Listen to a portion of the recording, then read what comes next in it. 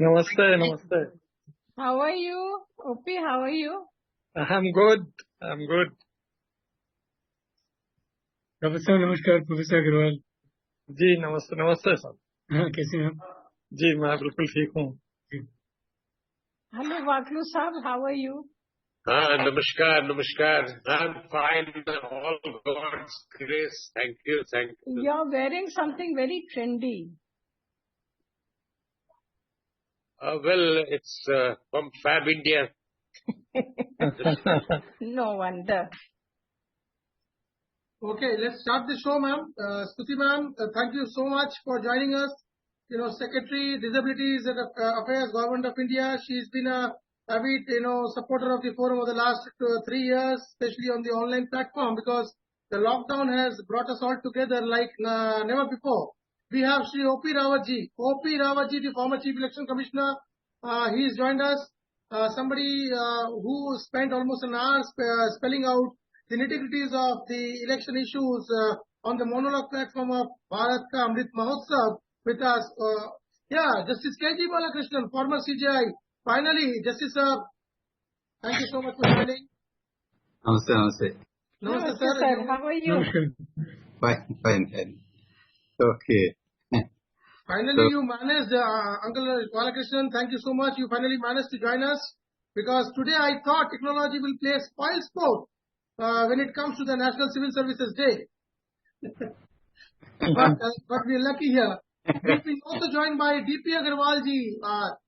He is somebody who is the man who bears the flag. It's the longest tenure as the chairman of the UPSC. I may be correct if wrong. Yeah, you're right. Man who's created with bringing, striking reforms in the UPSC along with lot of collaborations, which were unprecedented before his tenure, which included collaborations with SAARC countries and many other international nations as far as the civil services fraternity and the operational approach is concerned, which has really played dividend over the last few years. We'll also be hopefully joined by one of his colleagues who succeeded him, Mr. Pradeep Joshi. He's also a former chairman of UPSC. We've been joined with Ajit Apte, the man who has helped us drive this entire muhim, this entire campaign over the last 3 years, a 1971 war hero. Most of you are familiar with each other. Rawat साहब आपके और अरुण जी के ये संज्ञान के लिए ये बातें बोली जा रही हैं, क्योंकि आप लोग पहली बार शायद आ रहे हैं एक समिट शो में. Now we also have got with us Arun Kumar Sinha, former Additional Secretary, Labour Government of India. He retired as the Additional Chief Secretary in the Government of UP, and he comes from the land which is facing all the bullets now. Anyways, now we start the show with opening remarks from, as always, with Ajit Apte, Brigadier Ajit Apte, the celebrated hero of the 1971 war, Bangladesh Liberation War. Apte ji, over to you. Videos and cameras to be on, please. Thank you, sir. Apte ji? No, I think he has stepped out. नहीं ऐसा नहीं करेंगे वो. नहीं, उन्होंने कहा कि वो step out कर रहे हैं थोड़ी देर के लिए, फिर आएंगे. Acha, I might have missed out that part of it. So anyways, I hand it over to Madam Stuti Kakka. She is until when also I missed out. I'm very sorry. Vimal Vaklu, one of my dearest friends, the former CMD of Telecommunications Consultant India Limited. He is a very well-known speaker and also a very deep researcher and reader on subjects varied from Hinduism to telecommunications. So I would also welcome a few other guests as we move along, including General V.K. Singh, who is supposed to join us at around 5:30 because he's traveling. But any which ways, I hand it over to Madam Stuti Kakka. Madam, over to you. National Civil Services Day, kudos to the entire fraternity. But UPSC aspirants and national ramifications is the sub-series, the subject on which we would like you to focus upon. What is being the ramifications of lakhs and lakhs of UPSC aspirants trying to get into the mainstream and finally withering away because of the excruciating competition which faces them and makes them fade away, especially because only 1,000 or 1,500 people totally make it through the UPSC, the main cadre. So, Madam Stuti Kakka, with this in mind as the mean approach towards this particular discussion, your views on the subject on the National Civil Services Day.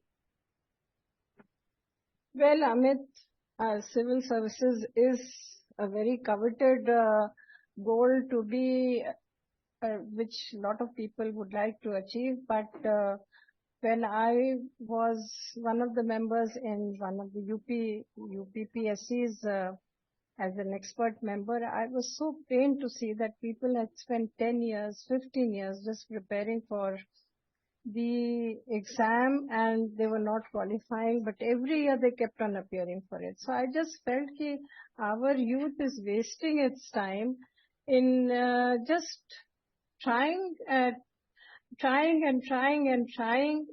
to no end. I mean, civil services is, if you make it, well and good.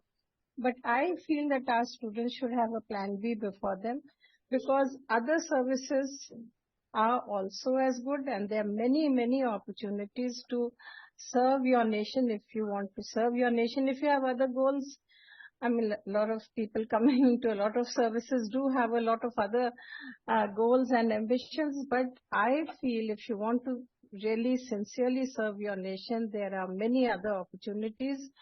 And our children must really try, go in for it, because even since I've been now closely associated with the NGO sector for so many years, I feel there are so many opportunities today, because we need to get into social development. There are many inequalities in our country. And if our youngsters apply themselves, then certainly India will move ahead much faster. And our children must have plan B, plan C before them, because time is so precious, they shouldn't just waste it in trying to achieve something which may not be in the sort of kismat, And I know for myself that I made it to the IAS because of many factors which worked in my favor. I mean, it was my my parents' blessings, my hard work, my schooling, so many things. But there was also a luck factor. Lot of things fell, so many questions I was asked, which the answers I knew. If they had asked me something else, I mean, Dr. Agarwal, sir, will know that in UPSC they can ask you anything. My luck was that they asked me things I knew. So I got a good rating, but it could have happened. It could have gone the other way. All right. But here I think we must listen to CGI Saab and Dr. Agarwal, because they have seen the civil service very closely, but not in a way right from inside the civil service. They have seen us, as I would say, they had a ringside view of the civil services. So I think we must call upon CGI Sahab to express his views first. Sir, over to you. Justice Saab, you've addressed many such summits and symposiums on the National Civil Services Day, as you told me last night. So anything specific as a suggestion to the lakhs and lakhs of aspirants, youth, who are any which ways qualified and then they try and go for the civil services. Some of them clear preliminaries, some clear preliminaries and mains. They reach the interview stages, and twice, thrice they get rejected even after reaching the interview stages. So ultimately, that kind of a rich resource, which probably has 2 degrees behind him or her, they are failing to reach the mainstream of a competitive examination because of a competitive examination, which is so much dependent upon the final stage, wherein, as Mrs. Thakkar said, luck plays a very important role. Sir, your suggestions and views. Distinguished personalities who participate in this, and dear friends, Civil Service Day, I have participated in several Civil Service Day. Personally, physically, I participated. It is a day for the civil service remember. It is really still a backbone of our Indian administration. Civil service there do a lot of work, and it is because of their contribution the country moves forward.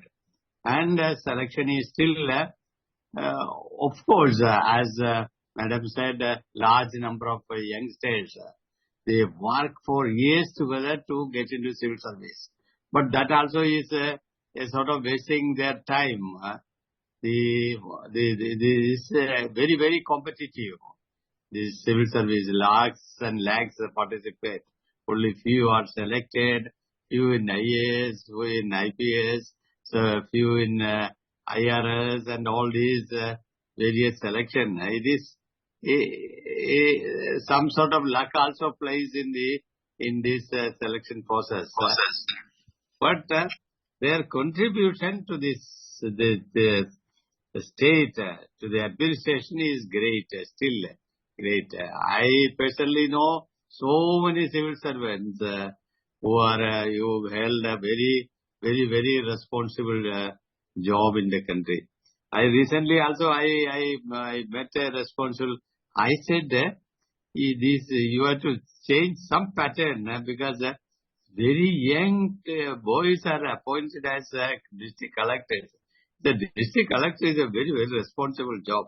You at least a middle order officer be posted as district collectors because he has to be in the various committees.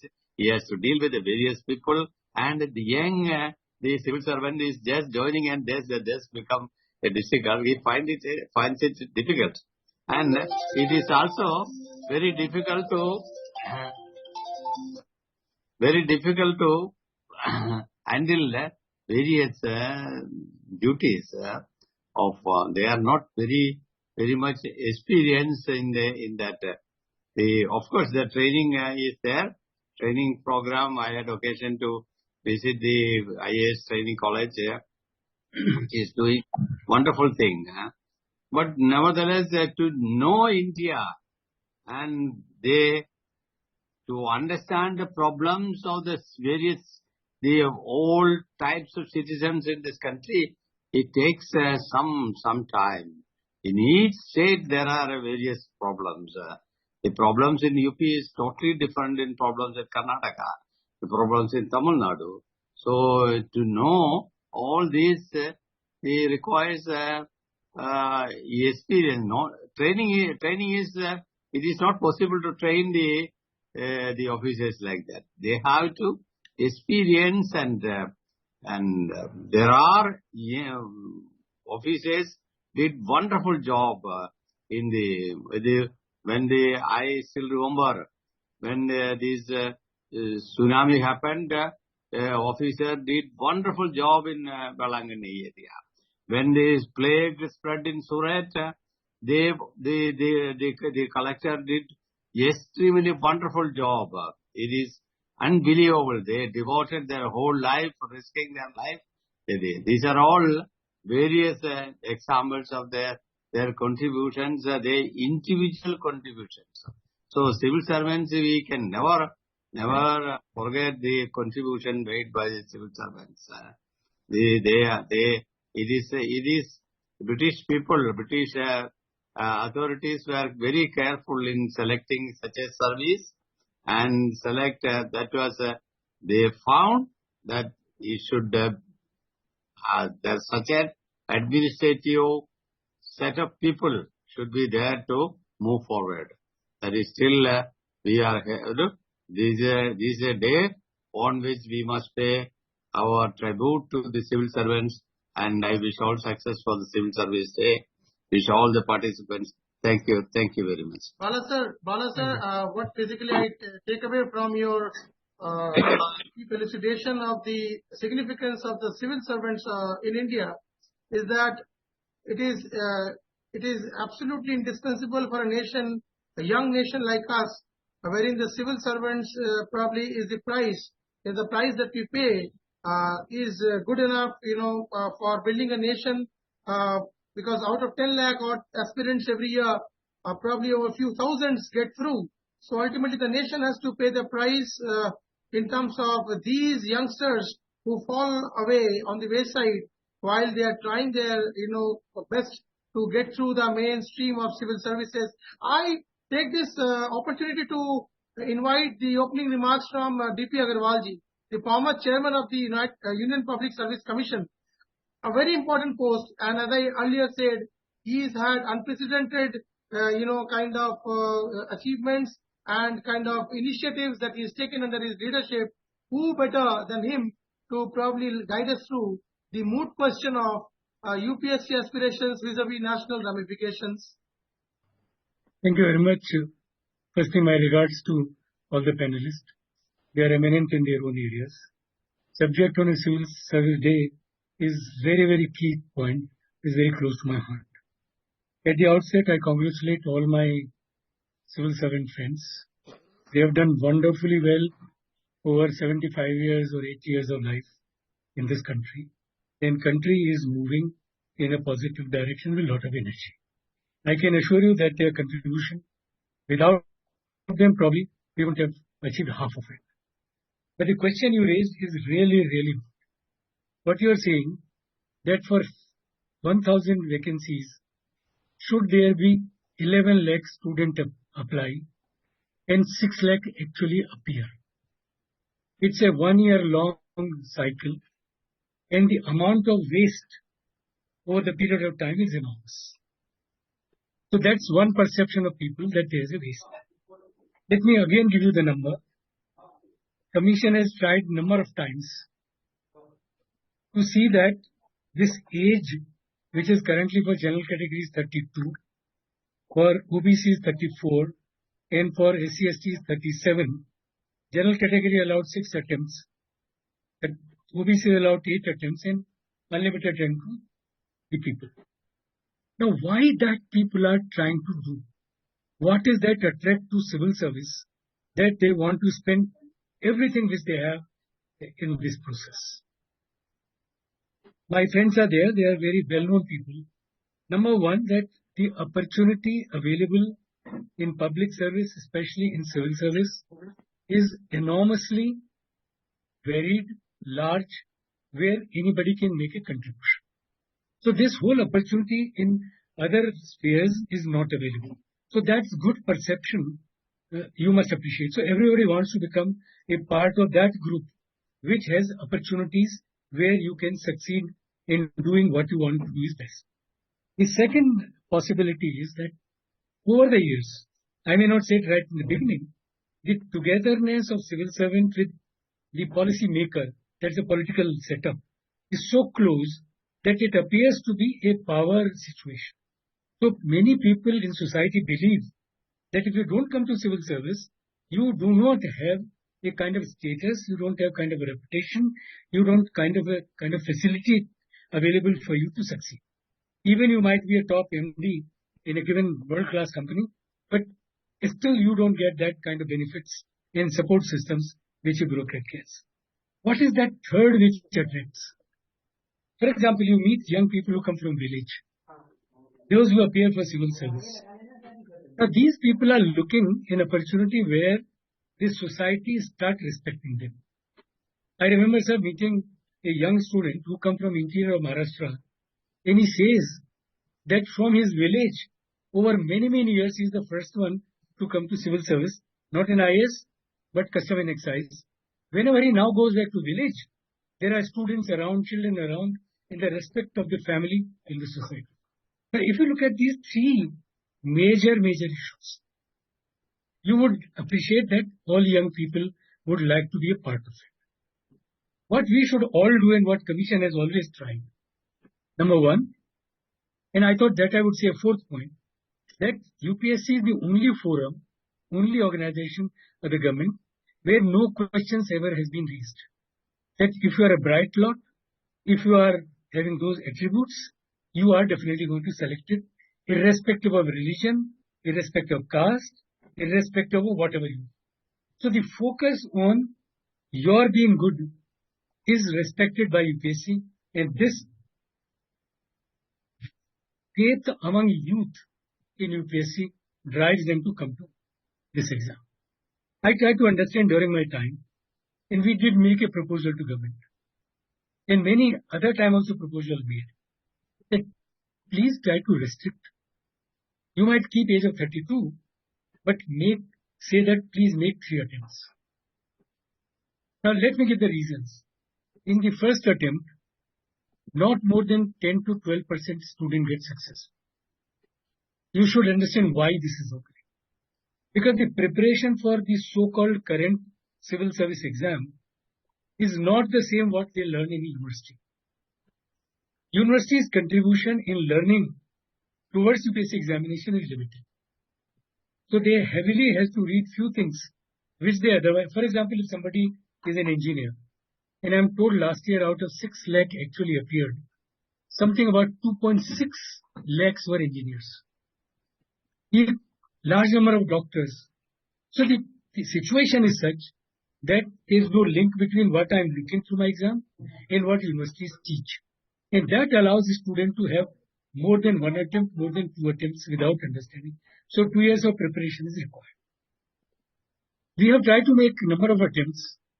In one of the attempts to suggest to government that please allow only 3 attempts for general category. Let age be 30.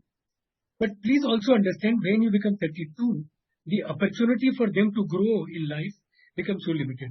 And you know what are the kind of profession they are going? They are trying to become a school teacher. They are trying to go to university, get a PhD degree, and try to become faculty. But the flip side of it is that if you appear in civil service today, and the preparation procedure is so, I would say, so involved, and your learnability increases so much, that if you want, you can be successful unless there's a life. So we are producing people who are very informed citizens. They are empowered through their knowledge during the preparation. But the point is, one of the most critical points in my view, and I've been advocating this a number of times, and I think many of my senior people like Shruti ji is here and other people who have been of vintage time. You remember, after all, what UPSC does today, we are conducting exam to select people for a specific post. Am I right, sir? That there we want to select 200 IAS. IAS role is very different than somebody will go to customs. Somebody will go to post and other. Somebody will go to other services. So in 20 services, IAS, IPS, foreign service, they are very different domain required. In earlier days, pre-75, to select IAS, there used to be a different method of selection procedure. So candidate knew that to come to IAS, I have to be this. Today, this is not the procedure. After 75, it was adopted that we select 1,000 bright students and on a common platform as far as possible, and then train them to occupy these positions. My still belief is, like many countries do, take people for the post for which they are going to work. For example, if he is going to work area in, say for example, audit and account, the whole examination does not emphasize the requirement for an audit officer. There is no connect of his learning to the work which he is going to do. So we are the only country where 2 years of training is required after the selection procedure. If you look at today the private sector, the corporate world, they are asking universities to produce people which can be directly employed on the job. So we have not made universities as a partner to filter out certain people to be available, which can be allowed by UPSC to appear in a particular contest. So everybody appear. Then there is also a discourse. While all of our young children today, if you take CBSE results of 10+2, bulk of them are above 60%. There would be very few who are in the range of 50%. But today, if one with 50% is selected, they believe there is an equal chance. Though there is an equal chance, but it is also known that without the hard work, without the intellect, you cannot be selected. And if you look at the profile of 10 years of the selected candidate, it would be absolutely clear to you that only those students who have been very good in their university days, those who are willing to put hard work, and those who have something in their mind to think of this country are successful. So my submission is that this procedure of taking all through one exam is not a right approach.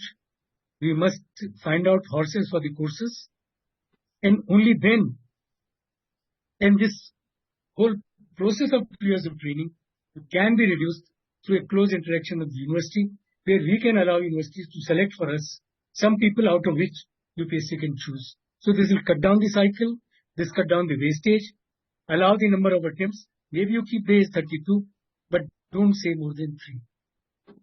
Otherwise, we will start saying there must be a B opportunity, C opportunity, D opportunity, and these appear much later. These are all my submissions right now. Thank you.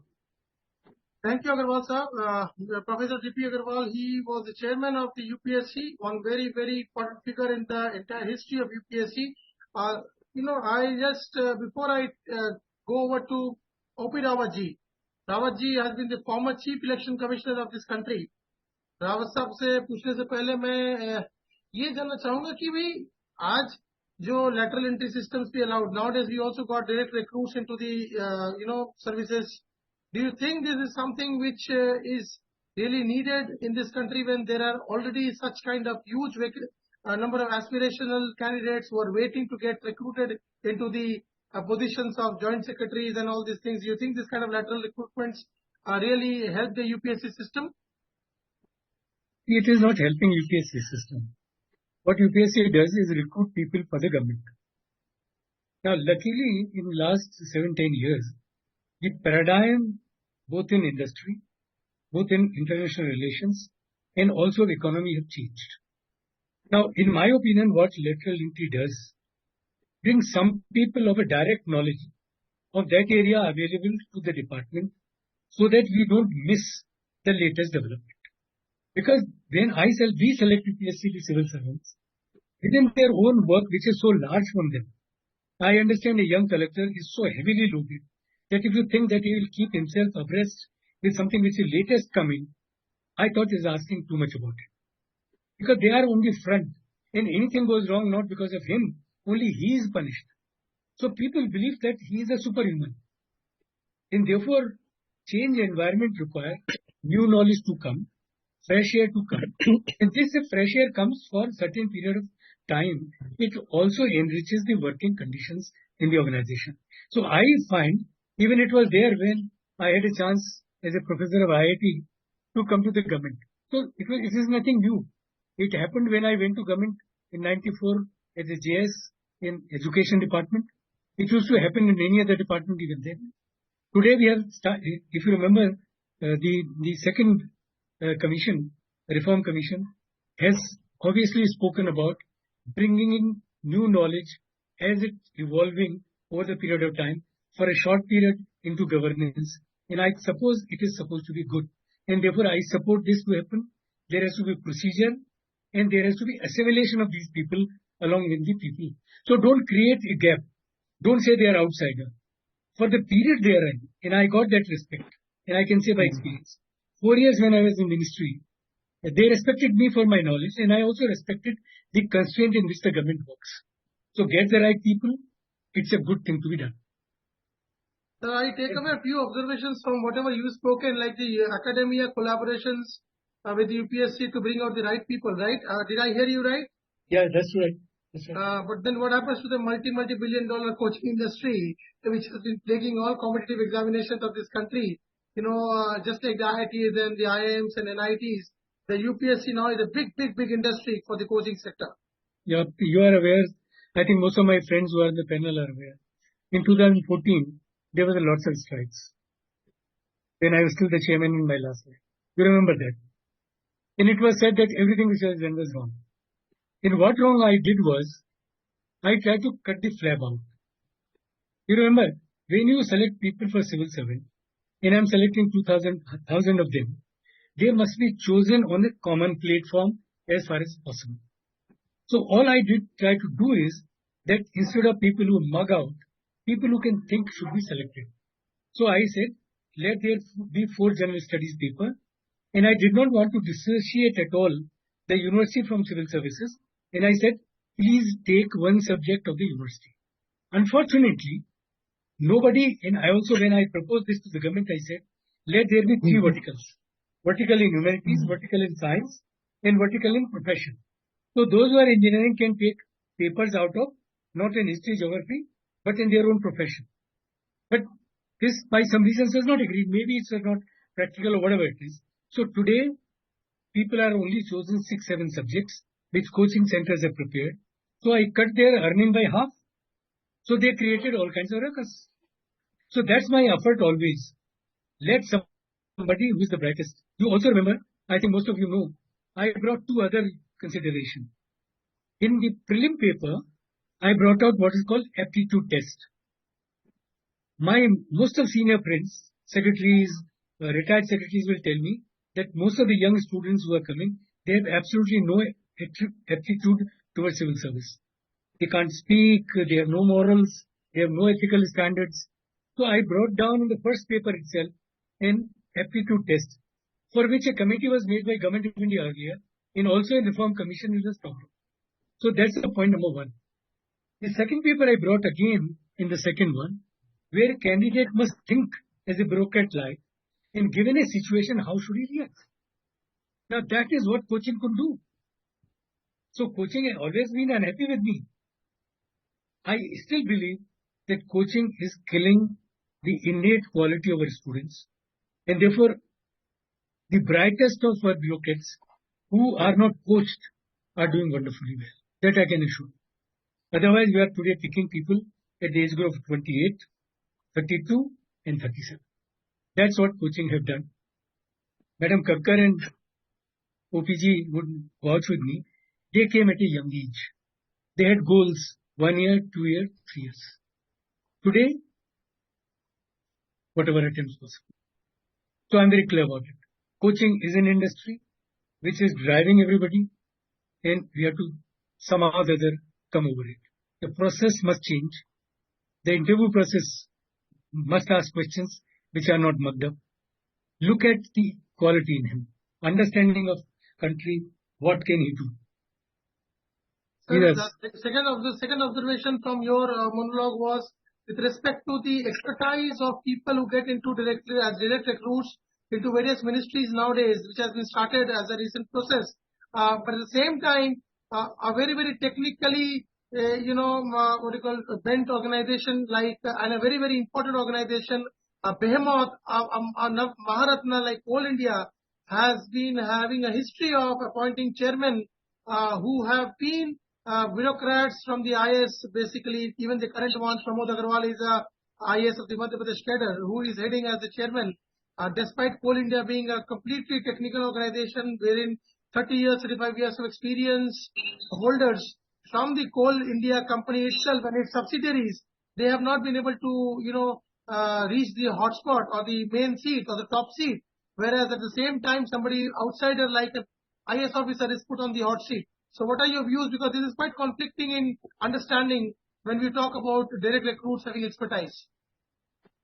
I thought there are other friends of mine who can speak better on it. Please understand, we have seen this to happen. What you said, we have over the years, starting 1970, we have seen this to happen also. I'd like to come in because Yeah, I think it's better somebody else. Somebody else. Rawat Saab, even Rawatji has worked in DPE, and he also has a first-hand experience of DPE's position was that you sort of regulated in some ways the public sector enterprises. And I feel when we are talking of chairman Coal India or something, we are talking of a very senior position. In that position, any person, whether from the IAS or from it's not necessarily that a person from the ranks of Coal India who's worked there as a loader right up to the chairman will know more about coal than, say, an IAS officer who's been put there as CMD.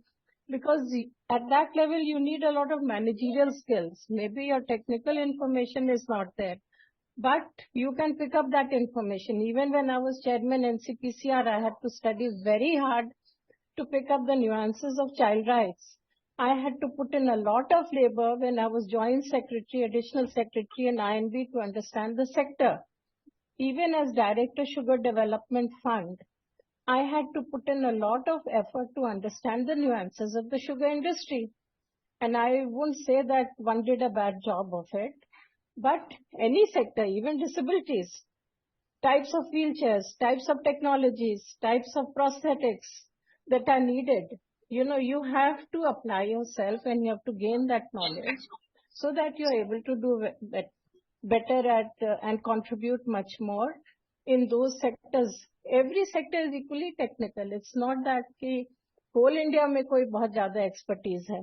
I think Rawat ji would agree with me. It is, while in DPE, you had to know a lot about a lot of PSUs, 242 PSUs, lot of them from different, even Arun was there, sorry, who had different requirements, and technically one was different from the other, and as JS he would have had to know what is the requirement of Coal India, what is the requirement of ONGC, what is the type of person you need in, say, NALCO.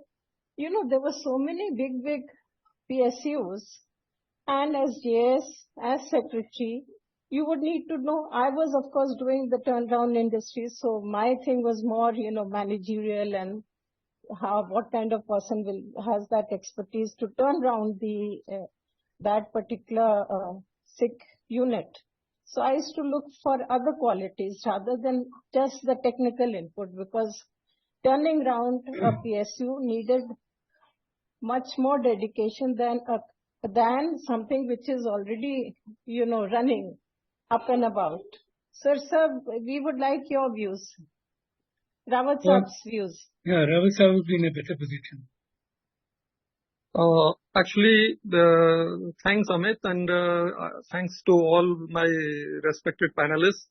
I largely agree to the suggestions given by Professor D.P. Agarwal.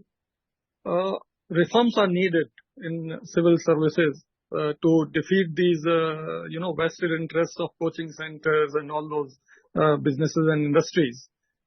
As regards public sector undertaking, I think a lot of changes have been brought in after I retired from that ministry. Maybe the decision makers of today, they wanted very quick decisions and quick movement.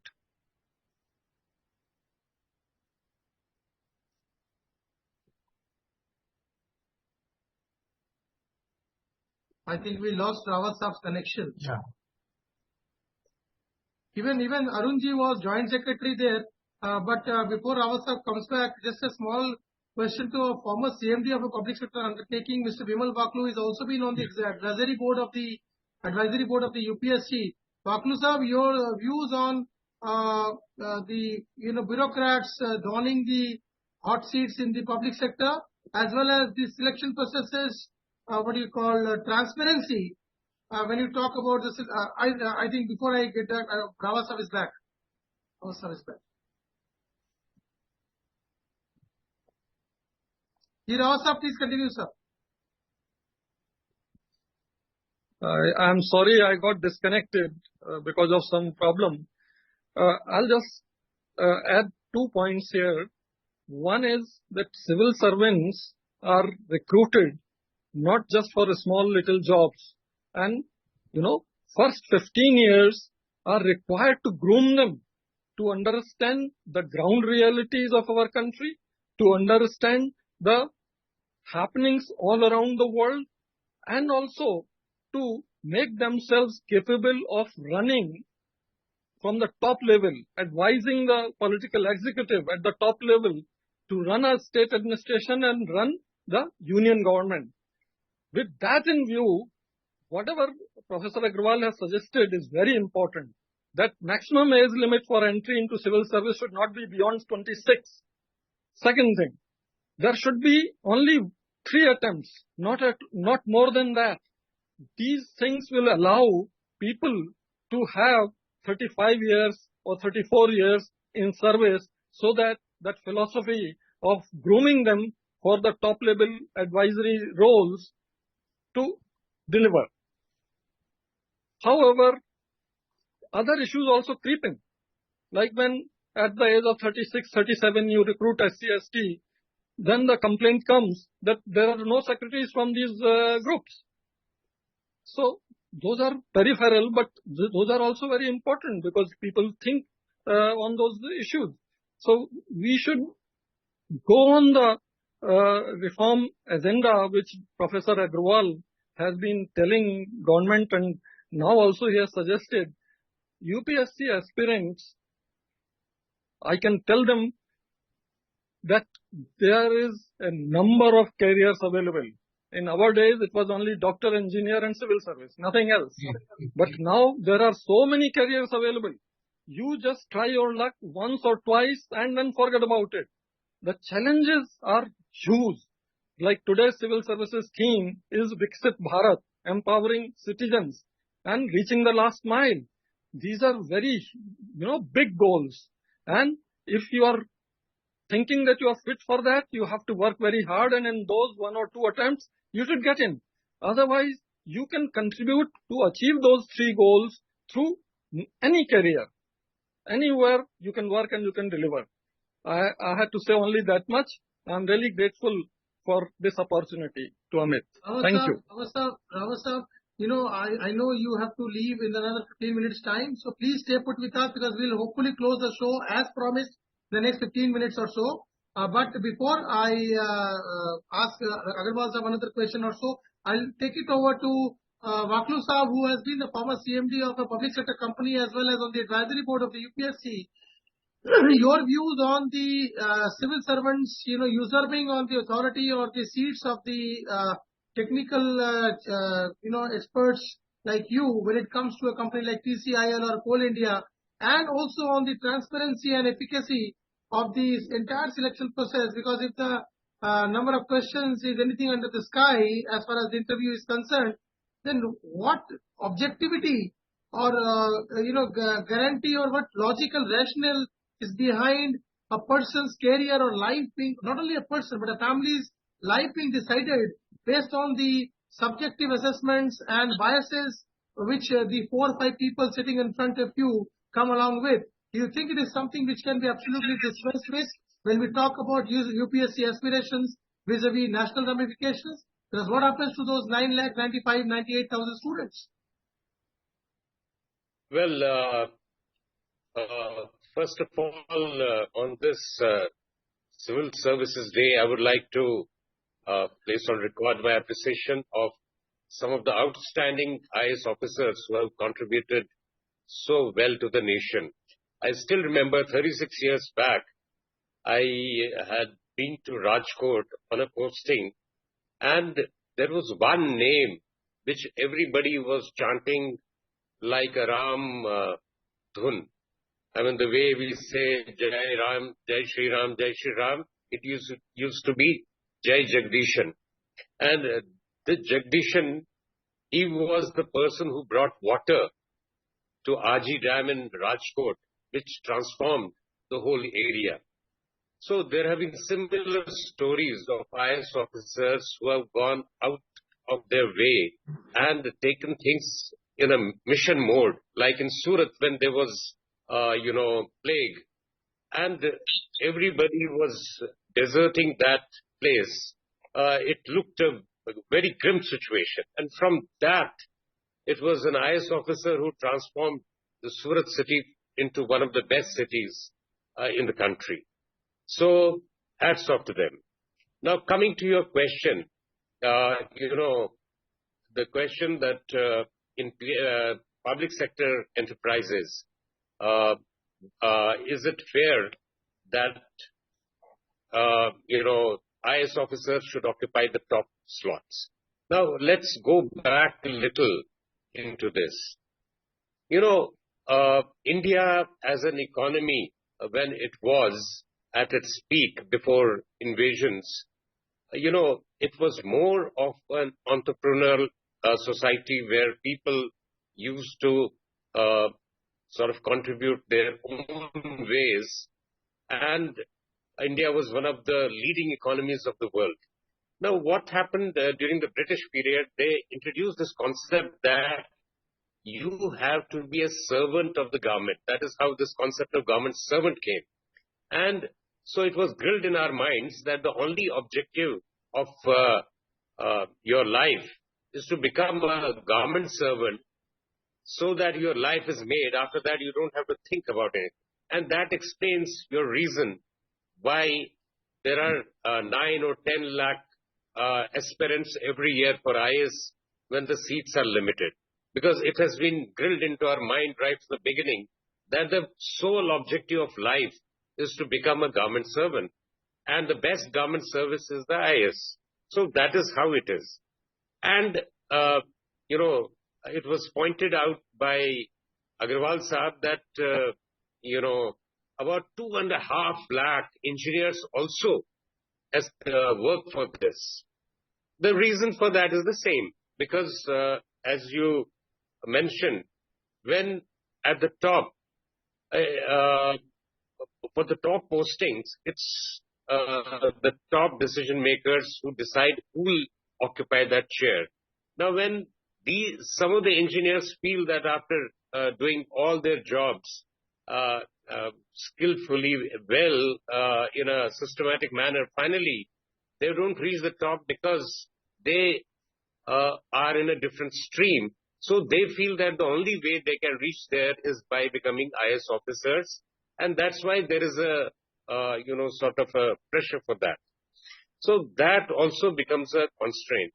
So basically the system needs a rethink in terms of whether we should, instead of letting our young people flower the way they are meant to be, should we work on that, or instead of that, create an impression that everybody has to be a government servant, the ideal job? That is one thing we need to look at. So the second part is, when, I was lucky to be associated with the Union Public Service Commission as a part of advisor, and during the period of Agarwal Saab also, when you see the profile of people who finally get selected, there is a little challenge. Now, a person who's done some Urdu literature, he gets good marks in his written examination. And then finally, even if he gets less marks in his, final interview, still he makes it there. That's one part. Second, as a person in history, he might be an expert he might declare himself to be an expert in history, gets top marks in world history, but when it comes back to civil services, he may not be the best civil servant, but by virtue of his having taken the subject as history, he goes to the top, and he may not prove to be the best bureaucrat, finally. So these are some of the challenges which we need to address, and I must place on record my appreciation of Dr. Agarwal, who did his best in his time to make changes in the Union Public Service Commission. Thank you. Okay, let me bring in Arun Sinhaji, who worked with the Union government, also into the DPE as Joint Secretary, almost more than a decade back when I met him first in his office at CGO. And from there, to his residence in GOVT Nagar, Lucknow, we've been friends over the last few years. Arunji, your views on the functioning challenges of an IAS officer when it comes to the union vis-a-vis the state government machineries, and how challenging it is to cope with it, especially towards the fang end of your career. I think, Amitji, because the topic you have selected was more for UPSC aspirant, but then we have moved into the area, what happens once you enter the service. So I would like to dwell upon that topic which we have chosen. But what you are saying, you see, the structure is like that. Government of India doesn't have a staff. They've got only Central Secretariat Service who fill in part of their requirement. But rest of all of them come on central deputation. And it is not open only for IAS. It is open for all services, all central services, and they go on deputation and then work there. This is a system we have got, and it is working well also, because as Upir Rawat sir mentioned, that India is a very large country, very diverse country, and there, when you go to the union, then you must have a feel of the country, because the country is so large, and this system gives an opportunity that people from different states, they come there and serve with their experiences. So it is challenging, no doubt, because the system of a state and the system of a union, central government are different, but concept basics are the same. The language may be there or other things, systems may be there, but I think concept wise there is not much difference, and then both get richer out of this experience, because state, the officer who goes to central deputation, when he comes back, like I got this opportunity, I worked in the Labour Ministry in Government of India, and when I returned back, UP government was very kind to post me in the Labour Ministry. So that interaction and resource person shifting, I think it enriches both state government and central government. And then this union-state relation is very delicate and very important also. I think it is better served in this system. So, but I would like to come back to your question of UPSC aspirant, because I also got an opportunity in UP to work in Subordinate Services Selection Commission, and that is akin to our Staff Selection Commission of Government of India. So I would like to give you an example. UP, is 1/6 of the country. So UP problem is country's problem. It's very repetitive that way, I think, and a challenging problem. So in UP, the maximum is still one right competition is 40, which is 32 in Government of India or UPSC, and then because of various reservation, it may go to 45 or more. Like ex-serviceman, there is no upper age limit. Whatever duration they have served in the army, that much is relaxation is given. So you see, it's a very good example, and I think even Union government or that is also moving in that direction. Earlier, the maximum age used to be very less. When we appeared, it was raised to 27. Now it has come to 32. And then, as Sir Agarwal mentioned, that because of reservation, it goes up to 37. So, you see, the country youth, yesterday, we reached the #1 position in the world in our population. And we are very proud that we have got a very large working population. And working population is considered from 15 to 65 in the international level. Now you see, from 15 to 40, you use them for exam, you prepare for exam. I'm talking of UP, and that 25 years, that is a maximum, but maybe it will be 15 to 20 years. Your energy, the youth energy is involved in this thing. And to give an example, in this Subordinate Services Selection Commission, we introduced a thing called preliminary examination test like UPSC. That first you write PET, and then based on the PET performance, we will shortlist people for different posts. So in UP, we got 40 lakh people who registered for PET. And now in UP, we have got hardly, say, our commission in a normal time will recruit 15,000 persons. And and we take 15 times of that. For a fair competition, you require 15 times of that. That is more than. It is not that you require 1,000 times. So out of this 40 lakh, after exam, we could only give opportunity to 2-3 lakh people. Rest 37 lakh people will never get opportunity to write other exam. So this was a very clear-cut case that what I am coming to is that, you see, basically it is a 3-person duty. One is the candidate who is very young and perhaps he needs a lot of guidance. So second is parent. That his parents should be actively involved in this preparation. And third is some guru. It may be some teacher who has taken special interest, and those three people should guide. That because there is no instrument, the best thing would be that UPSC gets an instrument to come, stand before that instrument, you are fit or you are unfit. That is the simplest, best thing we can have. Within minutes we can decide, but that is not possible. You know, the Parliament Committee, which recently gave a very big recommendation, they said, why 15 months UPSC is taking for selection of these people? It should be curtailed.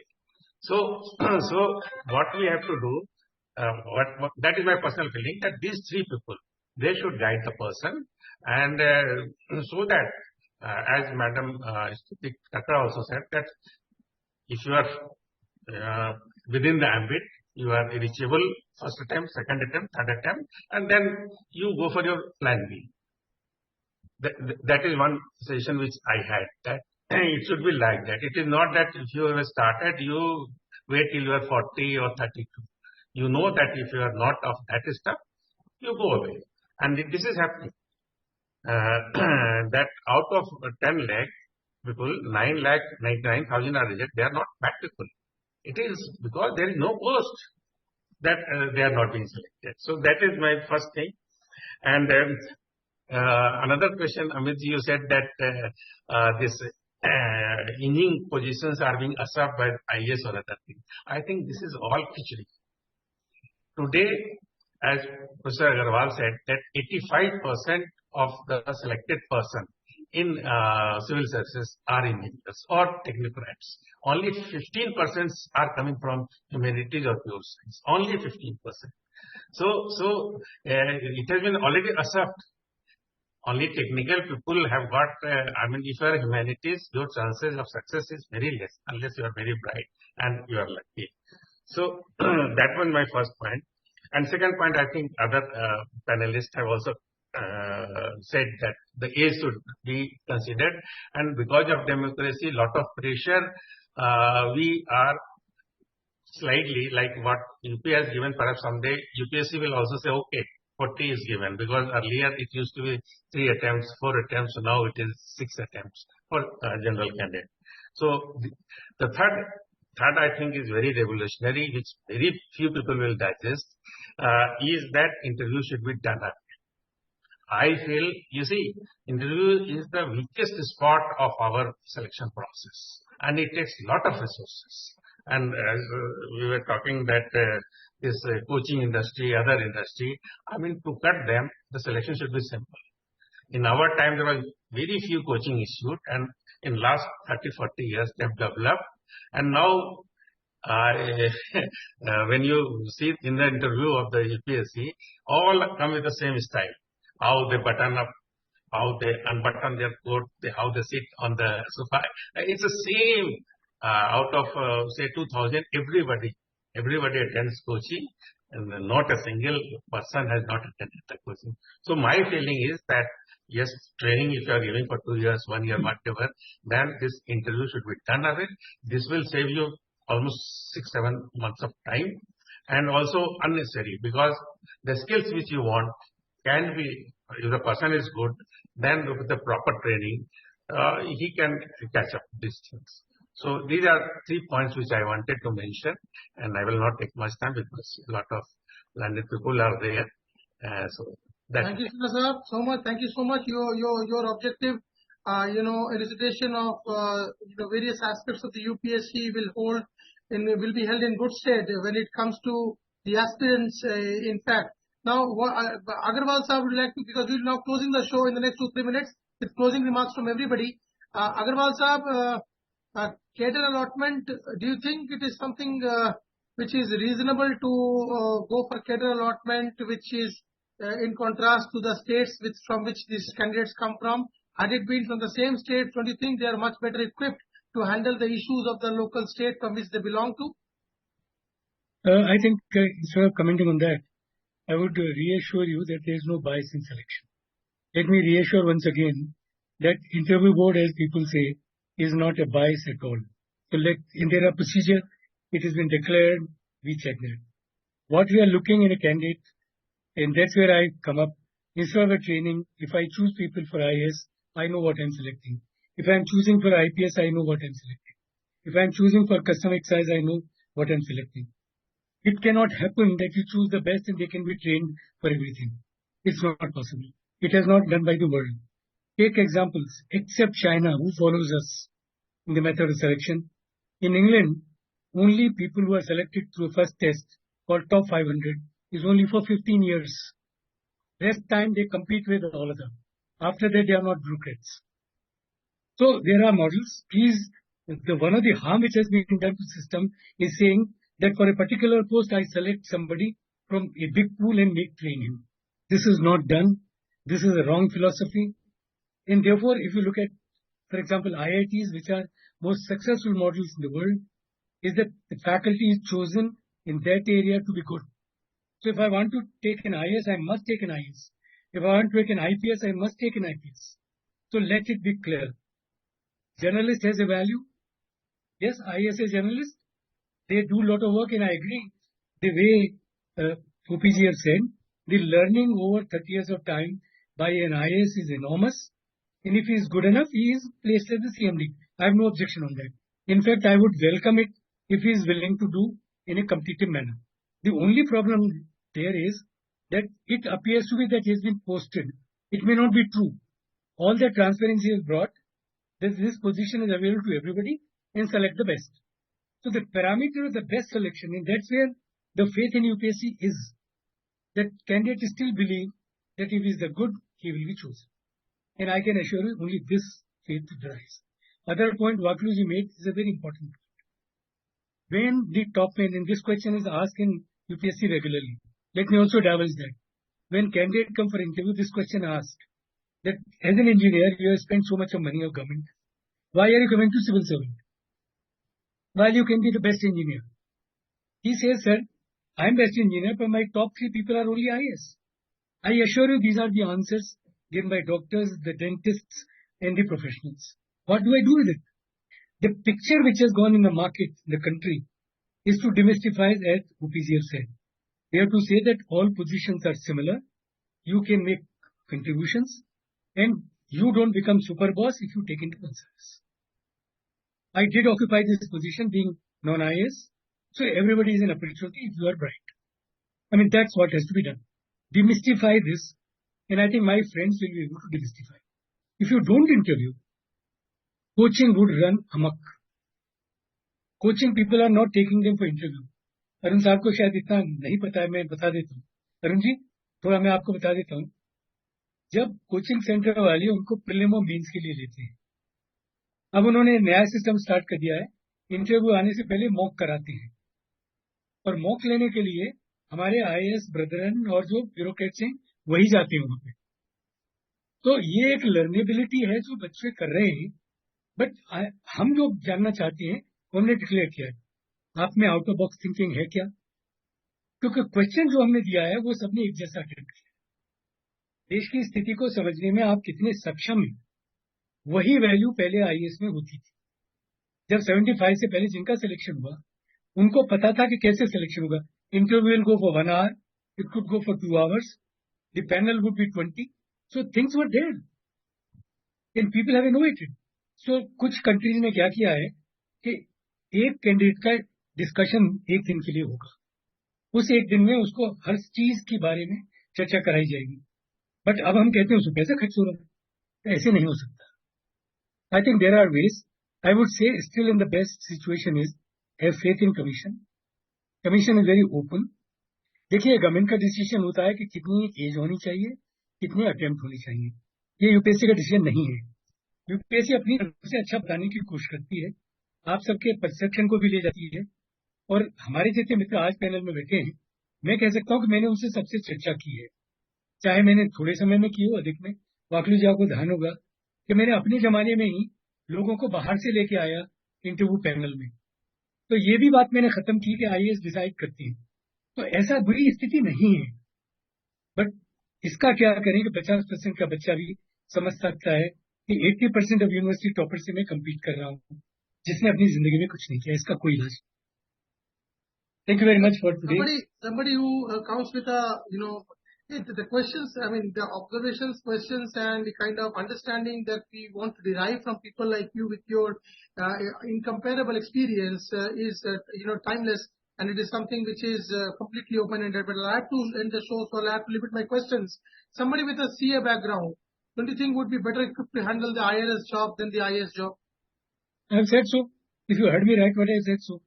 Earlier, we used to select for the posts in qualifications accordingly written. So, Urdu literate person cannot appear for a post which is requires CA knowledge such as audit and other things. It may appear for a journalist. So, this whole gamut of selecting 2,000 people out of all departments is a bane, which I know it. And I have tried to fight it out my time. And I am always saying that select the best of IAS. I have regard for them. And because they are the best. In earlier, you remember, I think Madam Kakkar would remember. Ma'am, you were in the pre-batch of 75? I'm 78 batch. Yeah. Before that, you remember, there used to be 2 extra papers for civil servants, the IAS. So they were people who could understand situation. Their board used to be large. Board will take more time. And they would look at, can he become an IAS? Today, the same test. 3 mark कम आ गए तो custom में चला गया, 4 mark ज्यादा आ गए तो IAS बन गया. तो ऐसे नहीं काम चलता है भाई. No, we do need to recruit professional people, because when I was in the Ministry of INB, I came across a very ajib situation where the class 1 officers were not professionally qualified, or they did not have a degree in mass communication, and the class 2 officers were the ones who were professionally qualified. Yes. So they were perpetually fighting. That is one thing one should discuss here. But I agree with what Professor Agarwal is saying, that we need to select people with the right kind of education for the highly professionalized services. Otherwise, people don't, once they qualify, unfortunately, they are not making the effort to pick up professional skills.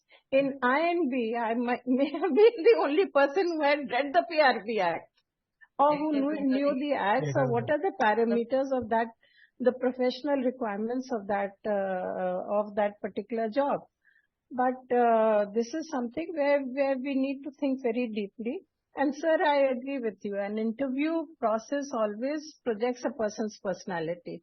In fact, in the private sector, they do several rounds of interviews. Even in these highly, UN jobs and all, there's so many rounds of interviews and so many procedures for selection of people, that ultimately they choose only that person who is really suitable for that kind of operations. And then the guru thing, Arun, the problem is, see, I was a botany student. I took up British history. I don't know why. Probably my elder sisters told me to take it up. Now, where do I pick up that knowledge? हम लोगों की universities इतनी compartmentalized हैं कि the person from the other departments would not even talk to me कि तुम botany वाले हो, तुम्हें क्या समझ में आएगा. So where do you pick up that knowledge? Somewhere I think these coaching institutes are needed to give you that kind of information. You call them coaching institutes, call them teaching institutes. Maybe the name is not very desirable, but you do need to go to a place to pick up that information that you need for that 360 degrees thing. In fact, I did face a lot of hostilities. A really hostile environment when I talked about history and other things, because people said ki botany wale kya karenge. But then later on when I did IIP, I found that public administration was highly influenced by botanical sciences. Where I understood, why these sciences and this knowledge was so useful for me, and it helped me in all my jobs, how to deal with large amounts of data, how to reduce it to smaller usable capsules and all. Anyway, I won't take a lot of time, because I think Agarwal Sahab has really, given us such wonderful, sir, thank you so much. No, ma'am, thank you so much. Waklu Sahab, just 2 more minutes. Waklu Sahab, yeah. Your views, finally, before we close, your views on the transparency of the UPSC selection process and the political interference? I agree with Agarwal Saab that the system is completely transparent as such. I mean, there are no biases. But what happens at times that, there could be some people, I mean, in general, it's completely transparent system, and interviews are also needed because they reveal the real personality of the individual. But sometimes what happens is some sort of influence also happens. Like Not in if UPSC, there's sir. No, not in UPSC, Not sir. in UPSC. No, nobody can No, influence. well, not directly. I'll just mention experience that, I mean, I don't know whether we should be discussing here right now because may not be Please, the right. Makhluk Saab, you know Vision India Forum, you know us, and we know you. No holds barred. Go on. Tell us what you think. No, you see, with due respect to everybody, what happened in one or two occasions that, the chairperson of the, that interview group in that particular panel, there was somebody from Kerala, a particular denomination, and she said, yes, she's the best candidate. But just before that candidate, there was another candidate from somewhere else whose performance was much better, who gave much better answers for everything. And when I sort of said that in case she deserves 60, then this guy deserves 65. Says, no, but I feel 60. And the other two gentlemen who were there with that, they kept mum. So finally what happened is that, obviously the majority view prevailed, and that lady, despite not a good performance, was in. Now, the second day, a similar thing happened. I could understand the nuances that I'll not have the opportunity of coming back to UPSC panel again. And that's exactly what happened. Because I said plainly that, we have seen the performance just because a particular candidate happens to be from a particular denomination. Even if we want to encourage them, we should encourage the right people, not everybody. That's what happens. But in general, UPSC as such has nothing to do with. So Cambridge, I don't think they could have instructed anybody Sir, to these go are like that. individual differences. Madam, we have to close. Amit, I must So come please, through with Amit, my... don't close on that note. Please because one let thing the is message go right. That Yeah. this country's youth are in the right hands. They cannot be a bias. They cannot be confused. The system has been designed foolproof. In my 11 years, no political figure talked to us.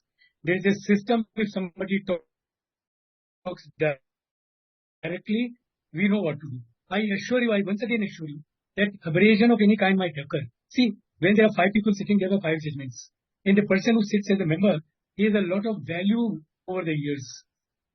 I doubt aberration may occur, but system is foolproof. Please let this be message clear. I fully agree with this. And I would really mention that this has not happened during Agarwal Saab's time ever. I appreciate that. Being a former chairman, I can't divulge many things, but I can divulge systems. We design systems in so nicely that it is impossible. Each member share thoughts with the chairman. Anybody speaks to, we take care. We know what. Absolutely. I have also had the same experience for years. Thank you. And I remember bringing Vakluji first time when I said, I want technical people to come in and see what is good in. Thank you, sir. I mean, it was a wonderful experience. I really appreciate. I really appreciate your Thank you, sir. Thank you. initiative. Agarwal Sahab, Right. Agarwal Amit, Sahab, I like to come in. I'd Madam, like to come in. yes, Shruti ma'am, please. See, one thing is, there are individual differences. As a woman, I have faced gender biases, and a lot of people have held it against me, कि औरत है क्या करेगी, that kind of thing. But despite whatever people may have thought in the interview, God, I did make it. Yeah. And secondly, when I was doing disabilities, there were a lot of people who were absolutely against disabled people. And yet, we have managed as a group, even UPSC has selected so many disabled people. Whereas, I mean, there was so much of resistance. As secretary, I had to really fight my way through bureaucratic red tape to ensure that people were selected for civil services. They said, "Ye kya kar payenge?" But we have got very good persons into the civil services, and they are doing such a great job despite their disability.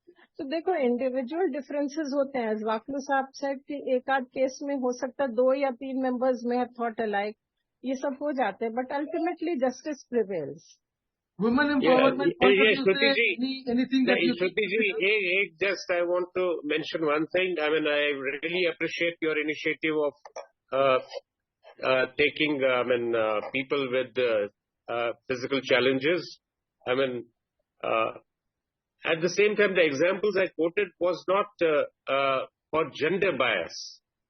I was not referring to gender bias. I'm not saying about gender. I think I'm saying biases this topic होते हैं will drop दिमाग for a में. while. I mean, the greatest diversity in the human race, I think, is in the head. It is not in structure, like other genomes and things. No, but I mean, before we end now, finally at the end, Madam or Agarwal Sahab, anything that you think needs to be done finally from a women empowerment or emancipation perspective, because this country is pushing towards that and it's inextricably linked to the country's progress.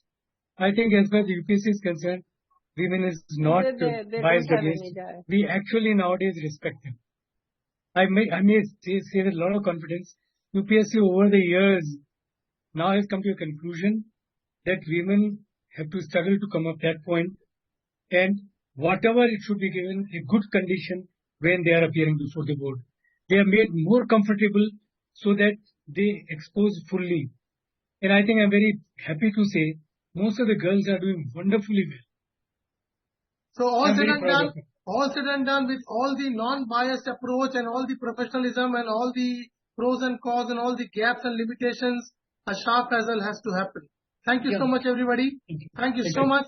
See you, Jai Hind. Thank you. Thank you so much. Thank you.